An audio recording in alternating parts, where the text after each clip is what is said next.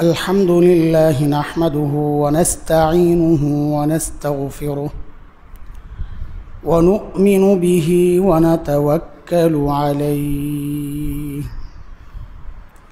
ونعوذ بالله من شرور أنفسنا ومن سيئات أعمالنا من يهده الله فلا مضل له ومن يضلله فلا هادي له وأشهد أن لا إله إلا الله وحده لا شريك له وأشهد أن سيدنا وسندنا وحبيبنا ومولانا محمدا عبده ورسوله اللهم صل على محمد وعلى آل محمد كما صليت على إبراهيم وعلى آل إبراهيم إنك حميد مجيد اللهم بارك على محمد وعلى آل محمد كما باركت على إبراهيم وعلى آل إبراهيم إنك حميد مجيد أما بعد فأعوذ بالله من الشيطان الرجيم بسم الله الرحمن الرحيم ولا تقتلوا أولادكم خشية إملاق نحن نرزقهم وإياكم إن قتلهم كان خطأ كبيرا آمنت بالله صدق الله العلي العظيم محترم مسلمين الكرام সূরা বনী ইসরাঈলের একটা আয়াত আমি পড়েছি বিশেষ এক উদ্দেশ্যে আল্লাহ সুবহানাহু ওয়া তাআলা আমাদেরকে মানুষ বানিয়েছেন ইনসান শব্দের যে অর্থ সেই অর্থের স্বাভাবিক উদ্দেশ্য যদি বের করা হয় তাহলে মানে হচ্ছে সামাজিক জীব মানুষ একজনের সাথে আরেকজনের সম্পর্ক ছাড়া কেউ চলতে পারে না মৌলিক যে প্রয়োজন মানুষের একা একা সে তার ওই প্রয়োজন মেটাতে পারে না আপনি খাবারের প্রয়োজন আপনি চিন্তা করেন এক দানা চাল আপনার পর্যন্ত পৌঁছতে কত মানুষের হাত লাগছে সেই শুরু থেকে সার তৈরি করছেন যারা বীজ করছেন যারা লাঙ্গল মেশিন আবার চাউলের যে সমস্ত ইয়েগুলো আছে ওই সব ঘুরে ঘুরে ঘুরে ঘুরে বস্তাজাত হয়েছে বাজারে গেছে হোলসেলারদের কাছে গেছে খুচরা ব্যবসায়ীদের কাছে আসছে আপনার কাছে আসছে ঘরে রান্না হয়েছে যে এই রান্নার মধ্যেও কত কিছু ডেক বানাইছে কে ওই কল ছাড়ছেন পানি আনছেন ওই পানি চুলা কে বানাইছে হ্যাঁ দেয়াশলাই এটা কে বানাইছে এই একটু চিন্তা করলে দেখেন এক মুঠো ভাত আপনি তো খাচ্ছেন কিন্তু আপনার পর্যন্ত পৌঁছতে কত হাজারো মানুষের সহযোগিতা লাগছে আপনি পারবেন না নিজে নিজে পোশাক একটা মৌলিক চাহিদা মানুষের হ্যাঁ এই সুতা কারা বানাইছে এই চাষকে করছে তুলা ওখান থেকে আবার সুতার ফ্যাক্টরিতে গেছে, ওই সুতা গেছে কাপড়ের ফ্যাক্টরিতে, ওরা মূল একটা বুনে দিছে, এটা আবার প্রসেস করতে আরেক জায়গায় পাঠাইছে, ওখান থেকে আবার এটা রোল হয়েছে। ওই রোলের ভিতরটা কারা বানাইছে? ওই মেশিন কারা বানাইছে? এটা আবার পাইকারি মার্কেটে আসছে, ওখান থেকে খুচরা মার্কেটে, ওখান থেকে আপনার কাছে গেছে এটা টেইলারের কাছে। ওই টেইলার যে কাটছে, ওই কেচি বানাইছে কারা? ওই কেচির হিস্টোরি টান দেন, দেখবেন আরও কত হাজার মানুষ কেচির মধ্যে লেগে আছে। ওই লোহা আসছে কোত্থেকে, লোহা ওঠাইছে কারা?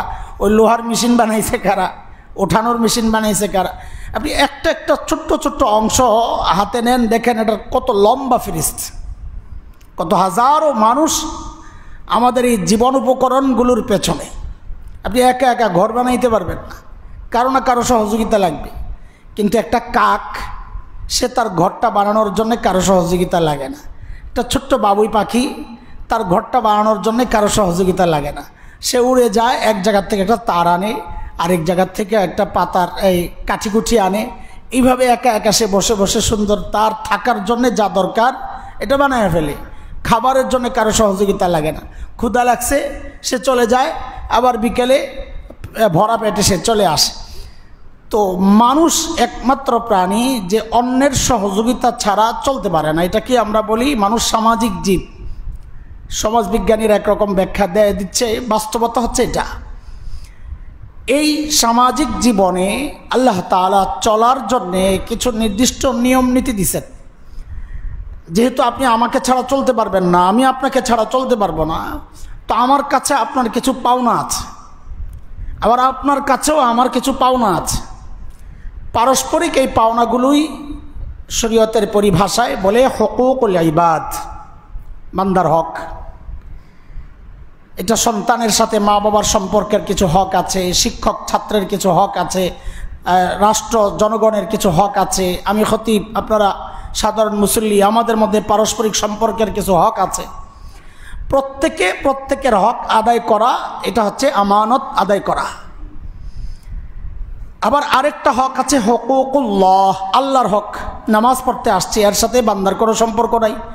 আমি না পড়লে নামাজ কারো ক্ষতি হবে না, আমি রোজা না রাখলে কারো ক্ষতি হবে না, আমি আল্লাহর হক নষ্ট করতেছি। তো কিছু আছে সামাজিক জীবনে চলতে গেলে যে হকগুলো আল্লাহ নির্ধারণ করেছেন, সেই হক, এগুলো হচ্ছে হুকুকুল ইবাদ। আর ইবাদত যেটা, এটা হচ্ছে হুকুকুল্লাহ, হকুল্লাহ, আল্লাহর হক। মানুষ যখন আল্লাহর হক নষ্ট করে, আল্লাহ তাআলা চাইলে তাকে এমনিও মাফ করে দেন। আল্লাহ বহু গুনাহ এমনিতেই মাফ করে দেন, বহু গুনাহ ইবাদতের মাধ্যমেও মাফ করেন, নেক আমলের মাধ্যমে আল্লাহ গুনাহ মাফ করেন। মসজিদে আসতেছেন, প্রতি কদমে কদমে গুনাহ মাফ হইতেছে। অজু করতেছেন, অজুর অঙ্গগুলো থেকে এই অঙ্গ দিয়ে যেই গুনাহ হয়েছে গুনাহগুলো ঝরতেছে। সুবহানাল্লাহ পড়তেছেন একটু একটু করে, আস্তে আস্তে এই সুবহানাল্লাহ গুনাহ মাফ হইতেছে। রোজা রাখছেন, এই যে আশুরার রোজা রাখছেন, আমরা হাদিস শোনাইছি, নবী আলাইহিস সালাম বলেছেন পেছনের 1 বছরের গুনাহ মাফ। হ্যাঁ, এক উমরা, আল উমরাতু ইলাল উমরা কাফফারাতুন লিমা বাইনাহুমা, এক উমরা আরেক উমরা মাঝখানের সব গুনাহ মাফ। আল হজ্জুল মাবরুর লাইসা লাহু জাযা ইল্লাল জান্নাহ। হ্যাঁ, মান হাজ্জা ফালাম ইয়ারফুস ওয়ালাম ইয়াফসুক রাজাআ কায়াউমিন ওয়ালাদাতহু উম্মু। নবী আলাইহিস সালাম বলেন, কেউ যখন হজ করে, ওই হজে সে যদি কোনো পাপাচারে লিপ্ত না হয়, অশ্লীল কথাবার্তায় গুনায় লিপ্ত না হয়, তো নবী বলেন সে যখন বাড়িতে ফেরত আসে, সে ওই রকম নিষ্পাপ হয়ে যায় যেদিন তার মা তাকে জন্ম দিছে। তো আমলের দ্বারা গুনাহ মাফ হয় এমন অনেক উদাহরণ আছে। আবার এমনিও আল্লাহ মাফ করে দেন। আল্লাহ বলেছেন কোরআনে, ওয়া ইয়াফু আন কাসীর, আল্লাহ বহু গুনাহ এমনি মাফ করে দেন। তওবার দ্বারাও মাফ করেন, শিরিকের গুনাহ এমনি মাফ করবেন না, এটা তওবা করা লাগবে। কন্টিনিউ যেই গুনাহ চলে, ওয়ালাম ইউসিরু আলা মা ফাআলু, আল্লাহ বলছেন যে গুনাহ নিয়মিত করে ওইটা না, ওটার জন্য তওবা করতে হবে। গুনাহ করে আবার তওবা করে, আবার করে আবার তওবা করে, এটা মাফ হয় না। তো এগুলো হচ্ছে আল্লাহর হক। আল্লাহ চাইলে মাফ করবেন, তওবা করলে মাফ করবেন। কিন্তু কিছু বান্দার যে হকগুলো, এগুলো আল্লাহ মাফ করেন না। এমন না আল্লাহ চাইলে পারেন না, আল্লাহ চাইলেও পারেন, কিন্তু আল্লাহ ওয়াদা আল্লাহ করবেন না। আল্লাহ বান্দার হক যদি নষ্ট করা হয়, আল্লাহ ওই হক মাফ করবেন না। এই জন্যে নবী আলাইহিস সালাতু ওয়াস সালাম আল্লাহর হকের ব্যাপারে যতটুকু তাগিদ দিয়েছেন, বান্দার হকের ব্যাপারে তার চেয়ে বেশি তাগিদ দিয়েছেন। একটা উদাহরণ শোনাই আপনাদেরকে। মদিনায় 2 জন মহিলা মারা গেছে। নবী আলাইহিস সালামের কাছে খবর আসছে 2 জন মহিলা মারা গেছে। তো নবী আলাইহিস সালাম জিজ্ঞেস করছেন, অমুকের আমল কেমন ছিল? বলে খুব ভালো আমল ছিল, খুব আল্লাহওয়ালা ছিলেন, নেককার ছিলেন। বলে প্রতিবেশীর সাথে সম্পর্ক কেমন ছিল? বলে না ইয়া রাসূলুল্লাহ, এই জায়গায় একটু সমস্যা, তার সম্পর্ক প্রতিবেশীর সাথে ভালো ছিল না। হাদিসের কথা, নবী আলাইহিস সালাম বলেন সে জাহান্নামী। আবার আরেকজন সম্পর্কে জিজ্ঞেস করছে তার আমল কেমন ছিল? বলে আমলে অত পাকা ছিল না। দেখেন, আমলে পাকা ছিল না এর মানে এটা না আমাদের মতো ফরজ ওয়াজিব জরুরি আমল তো করত। সাহাবী যুগে কেউ জরুরি আমল ছেড়ে দিয়েছে আমরা কল্পনাও করতে পারি না। হ্যাঁ, নওয়াফিল যেগুলো মুস্তাহাব্বাত, সওয়াব হয়, না করলে গুনাহ হয় না, এমন আমলের সম্পর্কে কথাগুলো বলা। তো নবী জিজ্ঞেস করছেন আমল কেমন? বলে আমল একটু ঘাটতি ছিল। বলে প্রতিবেশীর সাথে সম্পর্ক কেমন ছিল? না, এটা খুব ভালো ছিল। তার প্রতিবেশী তার উপর নাখুশ ছিল না, কষ্ট দিত না। তো নবী আলাইহিস সালাম কি বলেছেন? সে জান্নাতি। তো কি বোঝা গেল? যে আল্লাহর হক নষ্ট করেও সে আল্লাহর হক তো নষ্ট করে নাই, কিছু কম হয়েছে, আল্লাহর সাথে মহাব্বতের সম্পর্ক হয় নফল আমলের দ্বারা, মুস্তাহাবের দ্বারা, এটা একটু কম আছে, কিন্তু তারপরেও সে জান্নাতি। কেন? তাকে আটকানোর জন্য কিছু নাই তো। আর বান্দার হক এটা আটকায়া দিবে। তো মৌলিকভাবে একজন মানুষের কাছে যে হকগুলো, মৌলিক হক এগুলো, এটা হচ্ছে 5টা মৌলিক হক। এগুলো আমরা খেয়াল রাখবো যে আমার দ্বারা যেন মানুষের এই মৌলিক হকগুলো নষ্ট না হয়।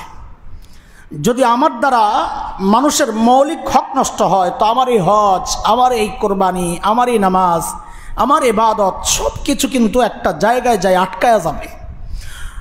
নবী আলাইহিস সালাম জিজ্ঞেস করছেন, দেখেন একজন মানুষ যখন মারা যায়, আমি এইভাবেই কথাটা বলি তারপরে হাদিসটা শোনাই।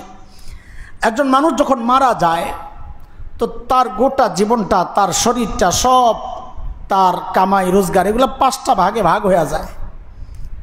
রূহটা নিয়ে যায় মালাকুল মউত, আমরা যাকে আজরাইল বলি। মালাকুল মউত মৃত্যুর যে ফেরেশতা, ওই ফেরেশতা তার রূহ নিয়ে যায়, দাফন হয়, গোশতগুলো খেয়ে ফেলে পোকামাকড়, হাড্ডি খেয়ে ফেলে মাটি, রেখে যাওয়া মাল নিয়ে নেয় ওয়ারিসরা, আর থাকে তার আমল। তার আমল নিয়ে যায় দুনিয়ায় যার হক সে নষ্ট করেছে, যেটা আপনার জন্য আখিরাতের সবচেয়ে জরুরি বিষয় ছিল। না আপনার এই শরীরের কোনো দাম আছে আখিরাতের জন্যে, না আপনার এই হাড্ডির কোনো দাম আছে আখিরাতের জন্যে, না আপনার মালের কোনো দাম আছে আখিরাতের জন্যে। দাম ছিল আমল। সেই সবচাইতে জরুরি জিনিসটাই নেওয়া যায় কারা? দুনিয়ায় যাদের হক নষ্ট করছেন তারা। এই জায়গায় একটা হাদিস শোনায় আপনাদেরকে। নবী আলাইহিস সালাম সাহাবায়ে কেরাম রিদওয়ানুল্লাহ আলাইহিম আজমাইনদেরকে জিজ্ঞেস করছেন, এই মিসকিন কাকে বলে জানো? মিসকিন। তা আমরা হইলে তো বলে ফেলতাম একটা, যে মিসকিন মানে টাকা পয়সা নাই। বা এমনি আরবি শব্দের অর্থ হলো যার বাড়ি ঘর নাই। আসকান, মাসকান আরবিতে বলে থাকার ঘর, যার থাকার ঘর নাই তাকে বলে মিসকিন। ফকির যে মুহতাজ, আরেকজনের কাছে তার জীবন চলার জন্যে আরেকজনের কাছে যে মুহতাজ তাকে বলে ফকির। থাকার জায়গা যার নাই, বাড়ি নাই, মানে সেও গরিব। তা আমরা হইলে তো এমনটাই বলতাম যে যার বাড়ি ঘর নাই। সাহাবায়ে কেরাম আরবি জানতেন না ভাই? সাহাবায়ে কেরাম আরবি জানতেন না? আরবি সাহিত্যের সবচেয়ে সোনালী যুগ ছিল নবী আলাইহিস সালামের যুগটা। যত কবি সাহিত্যিক বড় বড় আরবি ওই সময়ের, তো তার একটা ঢেউ অন্যদের মধ্যে পড়বে না, স্বাভাবিক। তো সাহাবায়ে কেরাম তো আরবি জানতেন। তারপরেও সাহাবীদের অভ্যাস ছিল, এটাই আদব, নবী আলাইহিস সালাম যখন কোনো কথা জিজ্ঞেস করতেন জানলেও বলতেন না। কি বলতেন? আল্লাহু ওয়া রাসূলুহু আ'লাম, আল্লাহ রসুল ভালো জানেন। সাহাবীদের চিন্তা, আমি যেটা জানি নবীর বরকতি মুখ দিয়ে শুনি না। সাহাবায়ে কেরাম চাইতেনই তো নবী একটু কিছু বলুক, আমরা শুনি, তাকায় থাকতেন, শুধুই তাকায় থাকতেন। এই একটা। আরেকটা বিষয় হলো আমার জানার চেয়ে নবীর জানাটা অবশ্যই শক্তিশালী। তা আমি ভালোটাই জানি, আমার জানার উপর আমি নির্ভর কেন হব? তো নবী আলাইহিস সালাম বলেন, মিসকিন হচ্ছে যার বাড়ি ঘর নাই সে না, হাসরের মাঠে অনেক আমল নিয়ে সে দাঁড়াবে। জান্নাতের ফয়সালা হওয়ার মতো আমল তার আছে, পুঁজি সমৃদ্ধ। এর মধ্যেই এক পাওনাদার দাঁড়ায় যাবে, আল্লাহ দুনিয়ায় এসে আমার হক নষ্ট করছে। কি হক? এগুলো ওই যে 5টা হকের যে কোনো একটা বলে দিছে, আমরা আসতেছি সেই হকগুলো সম্পর্কে। আল্লাহ দুনিয়ায় এসে আমার হক নষ্ট করছে। তো হাদিসের কথা, আল্লাহ তাআলা বলবেন ঠিক আছে, এখানের কারেন্সি লেনদেন আমল, আখিরাতের কারেন্সি কি? আমল। আমল আপনাকে আগাইতে হলে ওই কারেন্সি দিয়েই আগাইতে হবে। তো যেহেতু ওই জায়গার লেনদেনের কারেন্সি হচ্ছে আমল, তো আল্লাহ তাআলা তখন বান্দাকে বলবেন যেহেতু দুনিয়ায় তুমি তার হক নষ্ট করছো, তো তোমার নেক আমল থেকে কিছু আমল তাকে দিয়ে দাও, দিয়ে দিবে। এর মধ্যে আরেকজন দাঁড়ায় যাবে, ভাই কার পাওনাদার কতজন এটা আমরা নিজেরা জানি, কিন্তু আমার পাওনাদার কতজন দাঁড়াইতে পারে হাসরের মাঠে আমি জানি। আমি মানুষকে কতটা কষ্ট দেই, কতটা ক্ষতি মানুষের করি, এটা আমি জানি। কাজী হিম্মত থাকে, কষ্ট আরও দিতে থাকেন। হাসরের মাঠের কথা একটু মনে রেখেন। আল্লাহর আদালতে দাঁড়াইতে হবে। আপনার এই নামাজ কোনো কাজে আসবে না, কারণ নামাজ তো দিয়ে দিবেন আপনি, কাজে আসবে আরেকজনের কাজে আসবে। পড়ছি আমি, আর ওই আমল নিয়ে জান্নাতে যাবে আরেকজন। কখন? যখন দুনিয়ায় আমি তার হক নষ্ট করি, তো ওই মানুষ বলবে আল্লাহ আমি পাওনা আছি, আমার হক নষ্ট করছে। কি করছে? ওই করছে। তো এখন লেনদেন কি দিয়া হবে বলেন? আমল দিয়া। তো আল্লাহ বলবেন তোমার নেক আমল তাকে দিয়ে দাও। তো যেই নেক আমল তাকে দিয়ে দেওয়া হবে, এর মধ্যে আরেকজন দাঁড়ানো। ওই যে বলছি কার পাওনাদারের লাইন কত লম্বা আমরা জানি। আরেকজন দাঁড়ায় যাবে, দেও আমল, আরেকজন দেও আমল। নবী আলাইহিস সালাম বলেন এইভাবে পাওনাদারের বিল পরিশোধ করতে করতে তার নেকি, যেই তার ভাণ্ড আমল নামা, ওই নেকির আমল নামাটা খালি হয়ে যাবে। এখন আর কোনো নেকি নাই, কিন্তু পাওনাদারের লাইন শেষ হয় নাই। ভয়ানক কথা হচ্ছে এটা। আমল যা করছেন সেগুলো এখন শূন্য।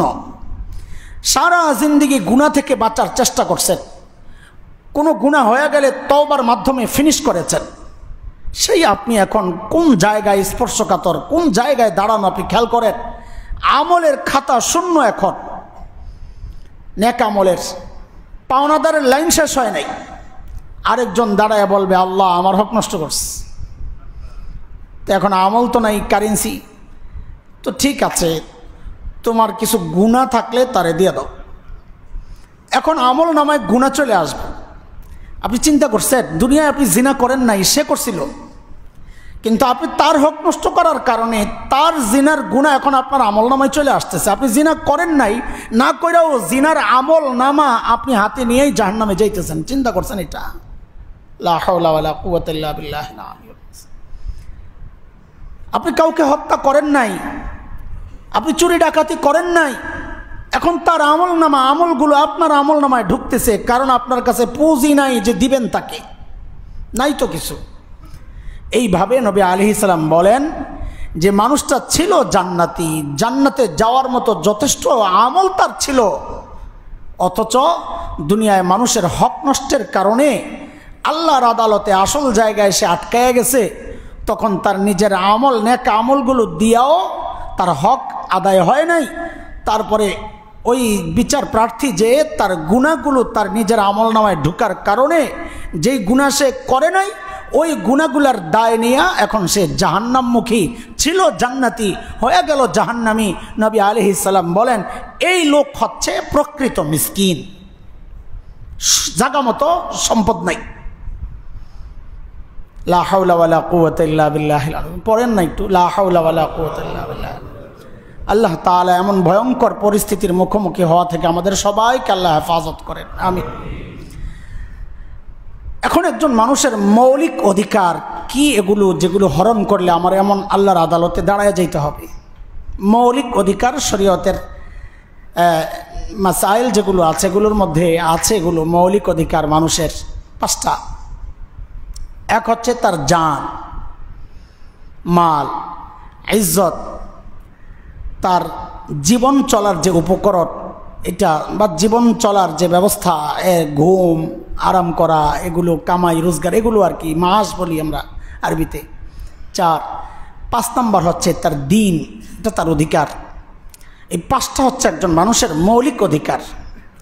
প্রত্যেকটার ব্যাপারে কোরআন সুন্নায় শক্তিশালী প্রমাণ দিয়ে দিয়ে আল্লাহ তাআলা নবী আলাইহিস সালাম আমাদেরকে সতর্ক করেছেন। দেখেন, জানের যে অধিকার, মানবাধিকার, আমরা সোজা কথায় বলি হুকুকুল ইবাদ, এটার সহজ বাংলা কি?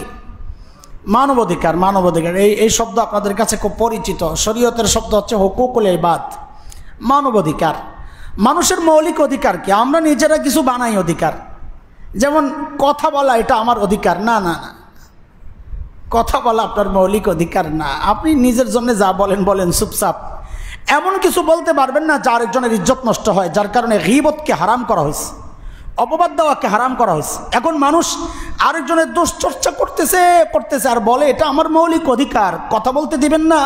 আরে তোমার কথা বলার দ্বারা যে আরো 10 জনের ইজ্জত চলে যাচ্ছে, এটা হলো আসল অধিকার, ইজ্জতের অধিকার। এক হচ্ছে জানের অধিকার। আজকের দুনিয়ায় মানুষ মানবাধিকারের কথা বলে, আপনি খেয়াল করে দেখেন, প্রকৃত মানুষের অধিকার যদি কোনো বিশেষ ব্যবস্থা ধর্ম দিয়ে থাকে, কোনো ইজম দিয়ে থাকে, তার নাম হচ্ছে ইসলাম। কেন? মানুষের অধিকার বলতে আমরা কি বুঝি? মানুষের জানের অধিকার কি বুঝি? তার জান না নেওয়া, তাই না? এটাই তো বুঝি, তাই না? জানের কোনো ক্ষতি না করা, এটাই তো বুঝি না?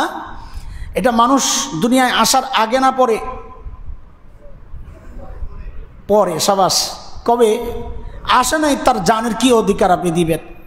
কিন্তু দেখেন, ইসলাম যেটা দিয়েছে সেটা মানুষের দুনিয়ায় আসার আগেই তার জানের অধিকার দিয়েছে। কি বলেছে?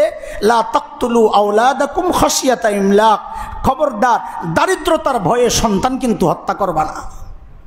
দুনিয়ায় সে আসে নাই, তার জানের নিরাপত্তা গ্যারান্টি আল্লাহ তাআলা দিয়ে দিয়েছেন যে তাকে হত্যা করা যাবে না। এই জন্যই তো জন্ম নিয়ন্ত্রণ হারাম কেন হয়েছে? হ্যাঁ, জন্ম নিয়ন্ত্রণ হারাম। কোনো ফাঁকফোকর খুঁজেন না আপনারা। এই ফাঁকফোকর খুঁজতে খুঁজতে মূল মাসআলাটা হারিয়ে গেছে। এই জরুরত, এই প্রয়োজন, ওই প্রয়োজন, প্রয়োজনের শেষ নাই। প্রয়োজন আপনি নির্ধারণ করবেন না, যে দিনদার ডাক্তার তিনি নির্ধারণ করবেন। এখন আমি নির্ধারণ করি এটা আমার জরুরত, এই জন্য আমার জন্যে জন্ম নিয়ন্ত্রণ জায়েজ না। নিজে মুফতি সাহেব না ডাক্তার সাহেব, আপনার তো এই অধিকার নাই ফতুয়া দেওয়ার। এই ক্ষেত্রে ফতুয়া দিবে মুফতি, পরামর্শ দিবে দিনদার ডাক্তার। দিনদার ডাক্তার যদি মনে করে এই মুহূর্তে সে সন্তান নিলে তার জীবনের খতরা আছে, তাইলে মুফতি সাহেবরা কিছু সিস্টেমের সুযোগ দিচ্ছেন। স্থায়ী কোনো সিস্টেম না, সেটা অস্থায়ী সিস্টেম। কোনোভাবে স্থায়ী সিস্টেম গ্রহণ করা জায়েজ নাই জন্ম নিয়ন্ত্রণের ক্ষেত্রে, এটা মাথায় রাখেন। কাজে ওই ভিতরের ফাঁক ফোকরগুলো তালাশ না করে সোজা স্টেট যে মাসআলা ওইটা আগে মাথায় নেন যে জন্ম নিয়ন্ত্রণ হারাম। কেন? কেন হারাম? কারণ ইসলাম মানুষের জীবনের অধিকার নিশ্চিত করেছে, হায়াতের অধিকার নিশ্চিত করেছে। একটা বাচ্চা দুনিয়ায় আসার আগেই আল্লাহ তাআলা তার হায়াতের, তার জীবনের, তার গ্যারান্টি আল্লাহ তাআলা দিয়ে দিয়েছেন। বলেছেন সে দুনিয়ায় আসার আগেই তাকে হত্যা করো না, তাকে রিজিক তো আমি দেই, তোমাকে যেমন রিজিক আমিই দেই। হ্যাঁ, কোরআনে কারীমে আল্লাহ তাআলা অসংখ্য জায়গায় স্পষ্ট বলেছেন, লা তাকতুলুন নাফসাল্লাতী হারামাল্লাহ। আল্লাহ তাআলা যেই নফসকে হত্যা করা হারাম করেছেন, খবরদার সেই নফস হত্যা করবা না। হ্যাঁ, কোনো যৌক্তিক কারণ যদি থাকে তাইলে সেটা ভিন্ন কথা। যৌক্তিক কারণ কি? সেটাও আমার মন মতো হয় নাই, এটাই যৌক্তিক কারণ না। এটা যৌক্তিক কারণ না, তারও নির্ধারণ আছে। 3টা বিষয়।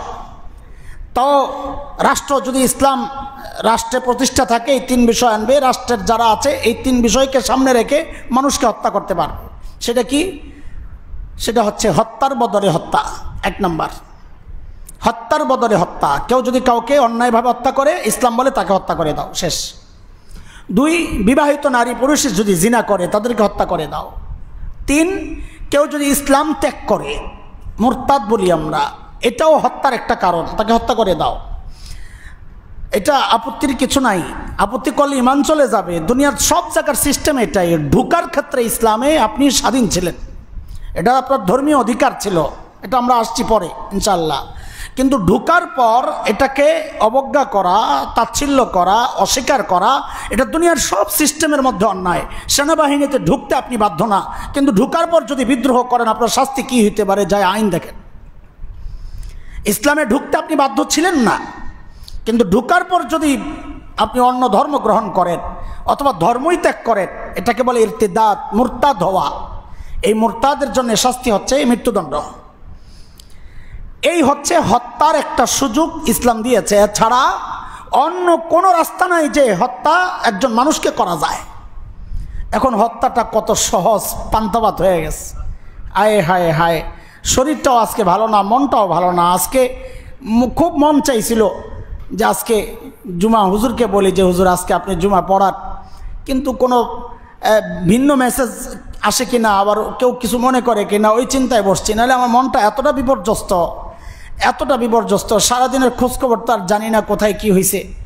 সকালে ফজরের পরে বহুদিন পর একটা পত্রিকা কিনছি, কতদিন পর নিজেরও মনে নাই। একটা পত্রিকা কিনা উপরে হেডলাইনটা দেখে একদম মনটা ভেঙে গেছে। হায়, মানুষের জান কত সহজ হয়ে গেছে। হায়, ও জানে, ওই মা জানে তার কলিজার ধন চলে গেলে তার কেমন লাগতেছে। আল্লাহর সামনে কেমনে দাঁড়াবেন বলেন? ওই মা যদি সন্তানের লাশ নিয়ে আল্লাহর আদালতে দাঁড়ায় যায়, আপনি জান্নাতের রাস্তা কেমনে পার হবেন? আরে আল্লাহর বান্দা কলিজায় কি একটু ভয় নাই? কেমনে মানুষ মানুষকে হত্যা করে?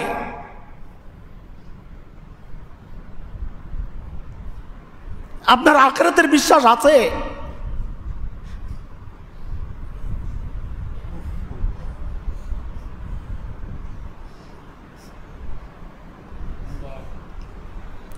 অনেকে বলবে যে রাষ্ট্রের আইনে তারা বাধ্য, কেউ কেউ আইন শৃঙ্খলার যারা আছেন তাদেরকে বলি, আরে ভাই পায়ের মধ্যে তো করতে পারতেন গুলি।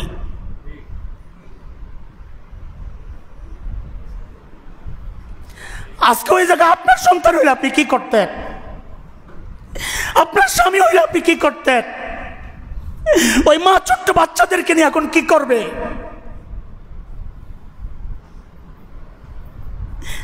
আল্লাহরে তো একটু ভয় করেন। এই দুনিয়ার জন্য আখিরাত শেষ করবেন আপনারা।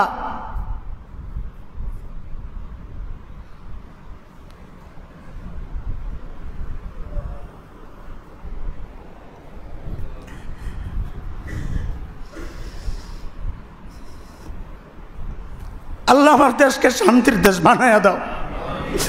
সকল বিশৃঙ্খলা থেকে এই দেশকে আল্লাহ তুমি হেফাজত করো।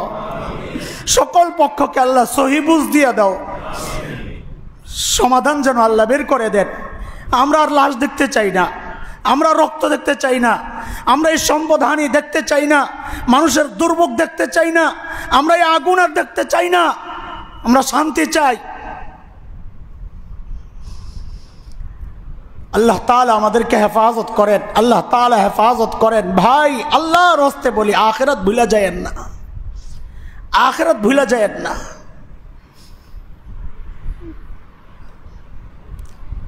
হায় মাবুদ, আমার বাসা থেকে দেখা যায় রাস্তাটা, পরশু দিনের মঙ্গলবার ধাওয়া পাল্টা ধাওয়া চলতেছে। একটা বাচ্চা দেখলাম পড়ে গেল রাস্তায়। কোন পক্ষের ইটের আঘাতে পড়ছে আল্লাহই জানে। উভয় পক্ষই তো মারতেছে, কে কাকে মারতেছে এলোপাতারি। হায় আল্লাহ, কিসের জন্যে?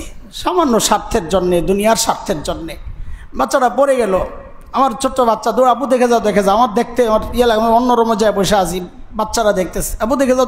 একটা বাচ্চা রক্ত দূর দৌড়ায় আসছি। বাচ্চাদেরকেও সরো, ওরাও ভয় পাবে। বাচ্চাটা উঠলো, আবার পড়ে গেল। আবার ওই যে আমাদের গাছগাছালি, এই পেট্রোল পাম্পের ঠিক ঢাকা কলেজের রুটটার একটু আগে, টিচার্স ট্রেনিং কলেজের গেটটার একটু সামনে পড়ে গেল। আমার কলেজটা এমন হচ্ছে, আরে কার বাচ্চা এটা? কোন মায়ের সন্তান এটা? কার ইটের আঘাতে সে চলে গেল? কে না নিজের জাহান্নাম অবধারিত করে ফেললো আল্লাহই জানি। কোনো খবর আছে? কার জন্যে করতেছি এগুলা? কার জন্যে করতেছি ভাই? কার জন্যে? নিজের আখিরাত বরবাদ করতেছি কার জন্যে? সব পক্ষকে বলতেছি নিজের আখিরাত বরবাদ করব না অন্য কারোর জন্যে। ওই আমার উপরের কেউ হাসরের মাঠে আমার পক্ষে কিন্তু দাঁড়াবে না, মনে রেখেন। আমার পক্ষে দাঁড়াইলে আমার আমলই দাঁড়াবে, আর কেউ দাঁড়াবে না। সেই আমল যদি বরবাদ করে ফেলি, মানুষের হক নষ্ট কইরা, আল্লাহ আমাদেরকে হেফাজত করেন, আমিন। 2 নম্বর মানুষের হক ছিল মানুষের ইজ্জতের অধিকার। ইজ্জত, আমি এমন কিছু বলবো না, এমন কিছু করব না যাতে মানুষের ইজ্জত নষ্ট হয়। যার কারণে দেখেন গীবত কত ভয়ঙ্কর গুনাহ। গীবত। হ্যাঁ, আল্লাহ তাআলা সূরা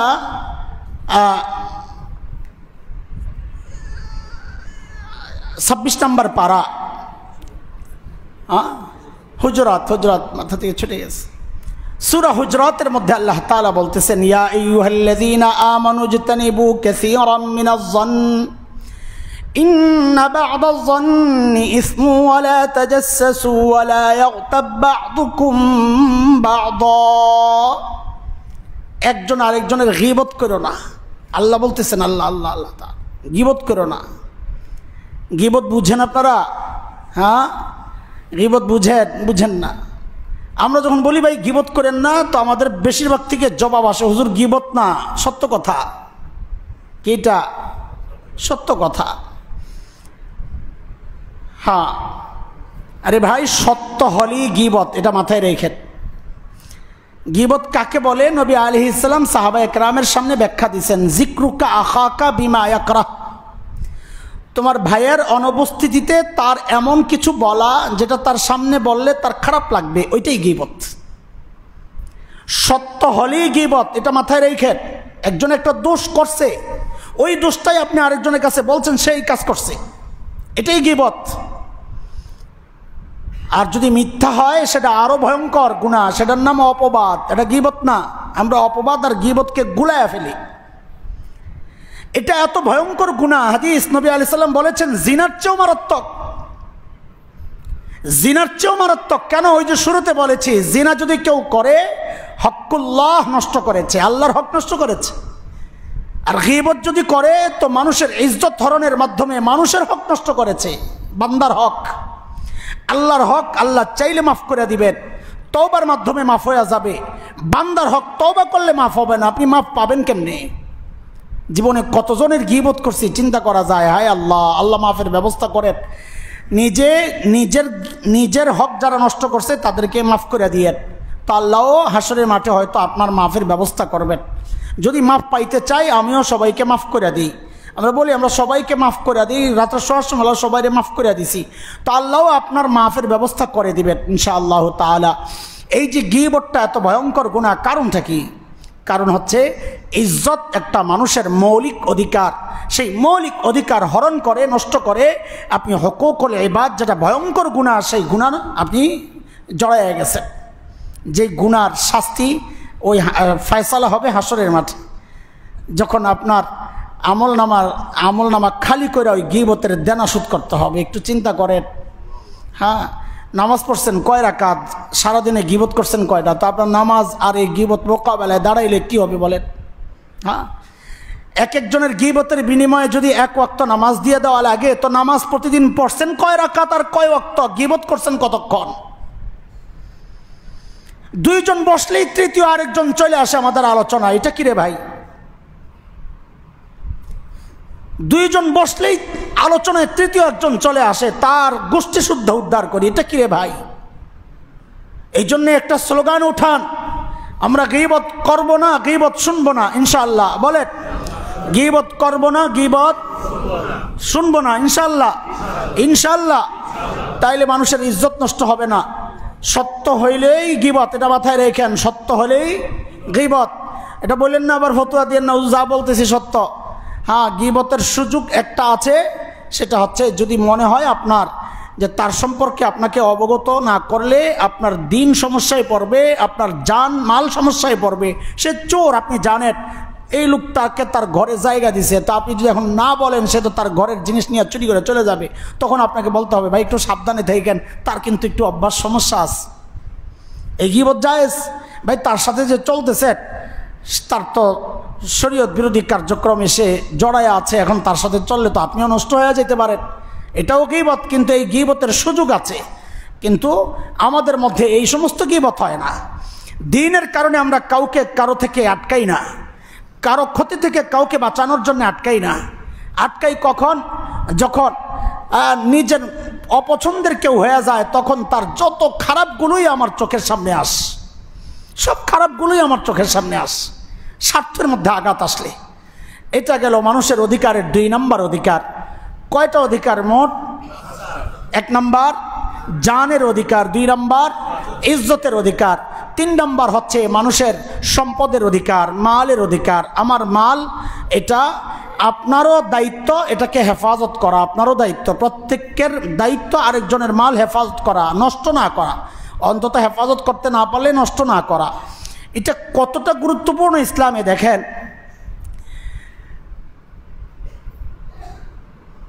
হারাম তরিকায় যত রকমের কামাই আছে সব অবৈধ তরিকায়। একজন ঠকে। রিবা হারাম কেন? সুদ হারাম কেন? যে কারো একজন ঠকার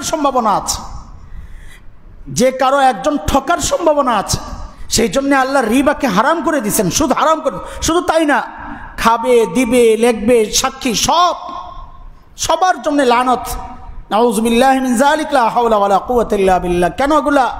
কারণ এটা একজন মানুষের মৌলিক যে অধিকার, তার সম্পদের অধিকার আপনি হরণ করতেছেন একটা কৌশলে। চুরি, ডাকাতি, সব মানুষের মালের অধিকার ক্ষুণ্ণ করতেছেন, নষ্ট করতেছেন। এটা হচ্ছে মালের অধিকার। 4 নম্বর হচ্ছে মাআশ।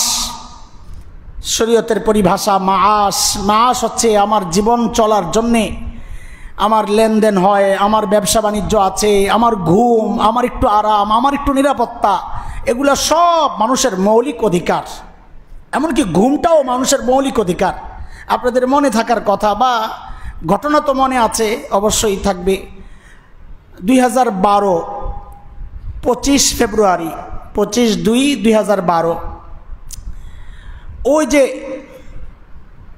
রামদেব যোগব্যায়াম করায় ভারতের, হ্যাঁ, গুরু রামদেব, নাম শুনেন নাই?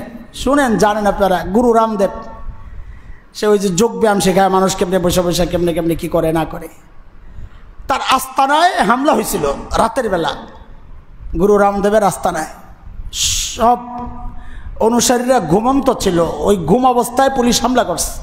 তিনি তখন সরকার বিরোধী কিছু বক্তব্য দিচ্ছিলেন, যারা সরকার বিরোধী ছিল তাদের সাথে ঐক্য করতেছিলেন সেই হিসাবে হয়তো কারণ।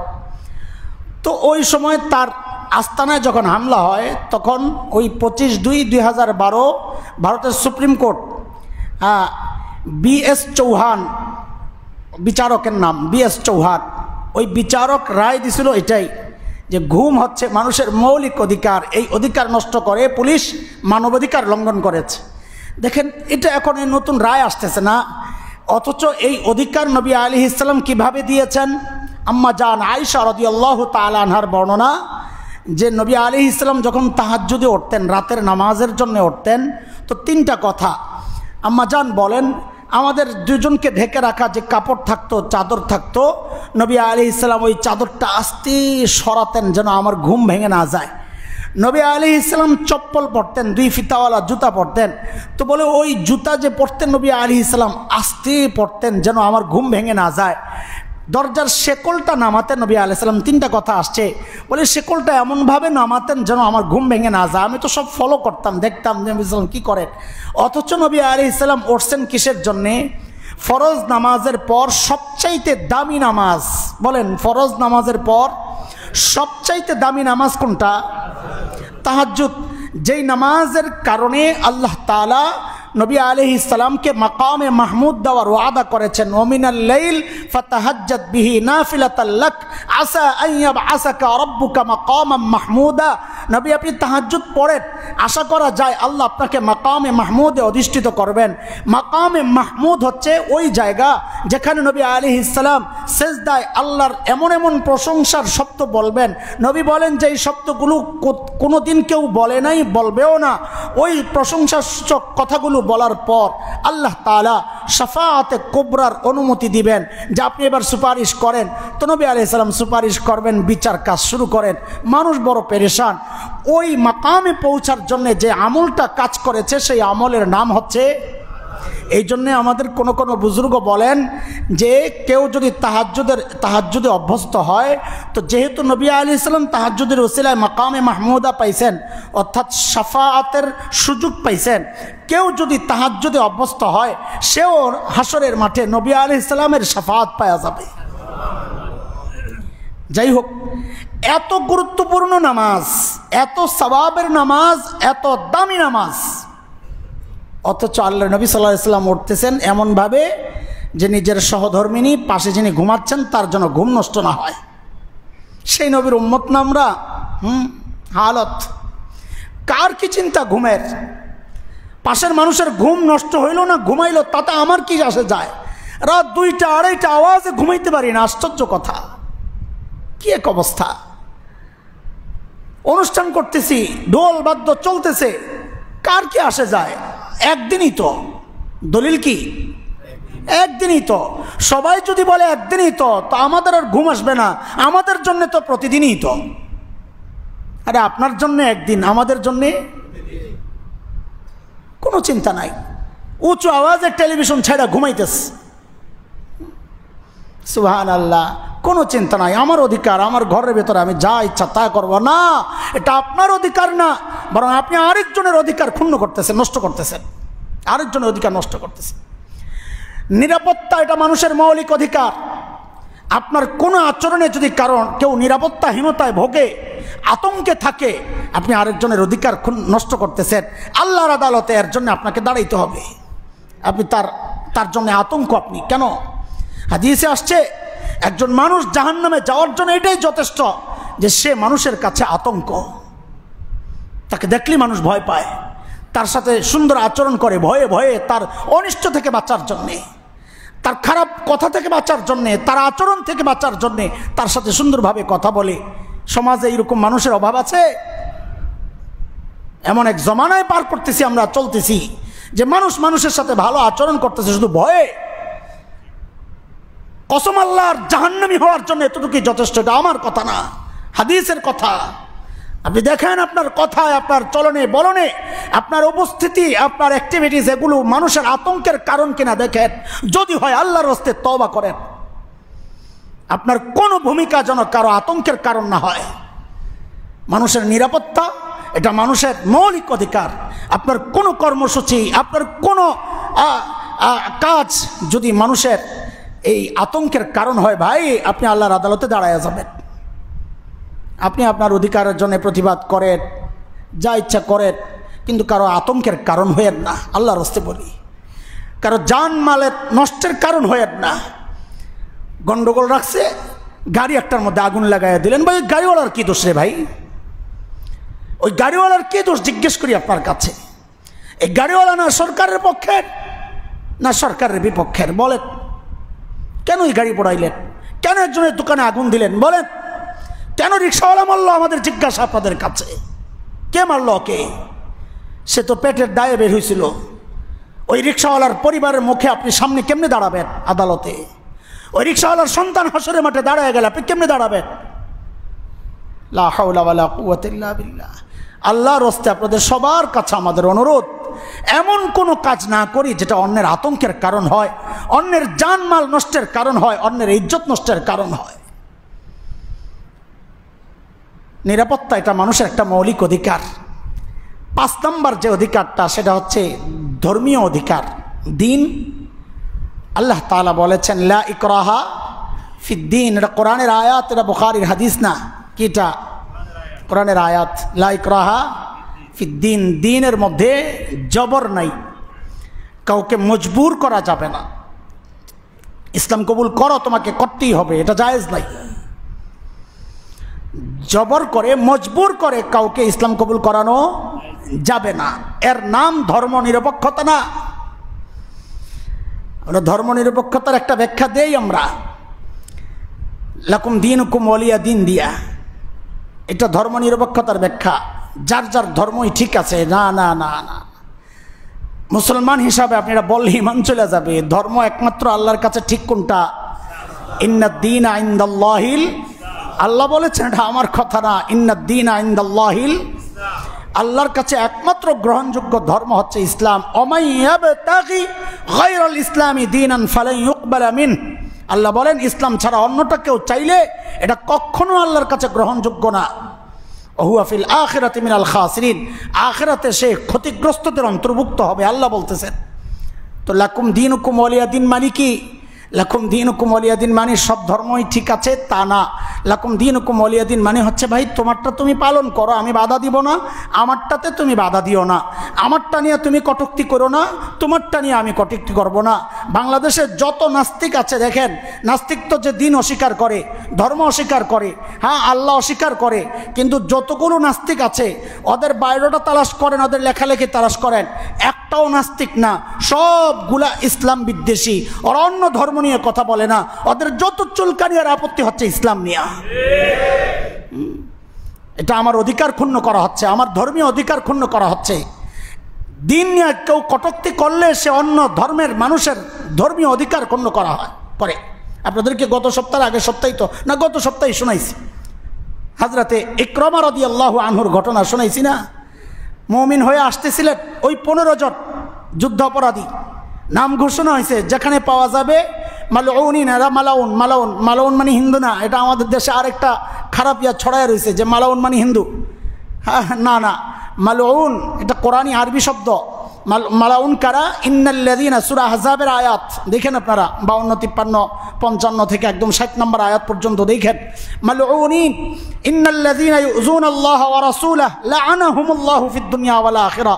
যারা আল্লাহর রাসূলকে কষ্ট দেয় এরাই মালাউন। আল্লাহ বলতেছেন সে মুসলমানও হইতে পারে, মুসলমান নামধারী সেও মালাউন হইতে পারে। মালাউন মানে যে আল্লাহ রসুলকে কষ্ট দেয়, আল্লাহর পক্ষ থেকে তাদের জন্য লানত। তাদের ব্যাপারে বলা হয়েছে কোরআনে সূরা আহজাবে, মালউনিনা আইনামা সুকিফু উখিযু ওয়া কুতিলু তাকতিলা। আল্লাহ রসুলকে যারা কষ্ট দেয় তাদের জন্য শাস্তি হচ্ছে তাদেরকে যেখানে পাওয়া যাবে ধরা হবে, হত্যা করা হবে। এটা হচ্ছে তাদের শাস্তি। এটা ইসলামী শাসন ব্যবস্থার নিয়ম। আমাদের দেশে নাই ইসলামী শাসন ব্যবস্থা। এই জন্য আল্লাহ রসুলকে কেউ কষ্ট দিলে নিজে নিজে আবার চাপাতে দিয়া কোপ মাইরেন না আবার আল্লাহর হস্তে। এটা আরেক অপরাধ, খবরদার। এটা রাষ্ট্রের কাজ, আমাদের কাজ না। তো নবী আলাইহিস সালাম ওই মালাউনদের ব্যাপারে, যুদ্ধাপরাধীদের ব্যাপারে যে নোটিশ পাঠাইছেন যেখানে পাওয়া যাবে ধরে হত্যা করতে হবে। তার মধ্যে হযরত ইকরামা একজন। যাই হোক, তার বিবির উসিলায় আল্লাহ তাআলা তাকে হেদায়েত দিয়েছেন, আল্লাহ তাআলা তার নিরাপত্তার ব্যবস্থা করছেন। তো আসছেন যখন, তো নবী কি বলছেন? নবী আলাইহিস সালাম তো চিন্তা, ইকরামা তো মুসলমান হয়ে আসতেছে, কিন্তু আমার সাহাবীরা যখন দেখবে ইকরামা নিরাপত্তা পেয়ে গেছে, এখন তাদের ভিতরের যে ক্রোধ ক্ষোভ ছিল তো অনেক, এখন এটা সীমাবদ্ধ হয়ে গেছে 15 জনের মধ্যে, বাকি সব তো মাফ। এখন ধরেন পুরা ছিল 1 মণ ক্ষোভ, পুরা মক্কাবাসীর মধ্যে এটা বিলি করলে হয়তো কেজি কেজি বা আধা কেজি পড়তো। এখন এটা 15 জন আয়া পড়ছে, তো একজনের উপরে কতটা ক্ষোভ ভাগ পড়ছে। সবাই তো অস্থির, একজনের পাইলি সাইজ করবে।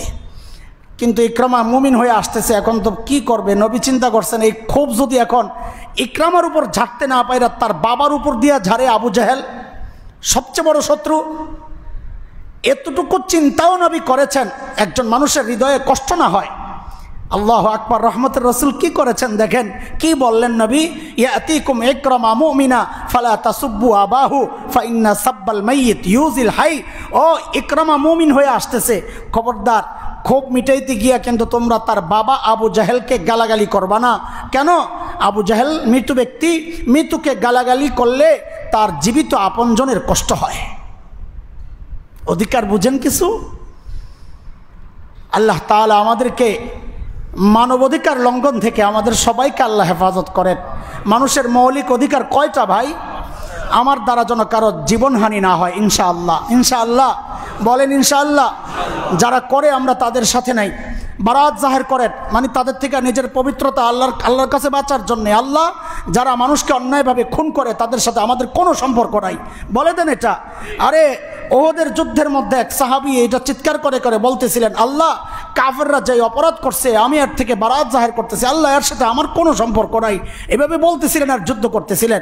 হ্যাঁ, এই জন্যে অপরাধীদেরকে দেখলে ওইটা বলবেন, আল্লাহ এর সাথে আমার কোনো সম্পর্ক নাই।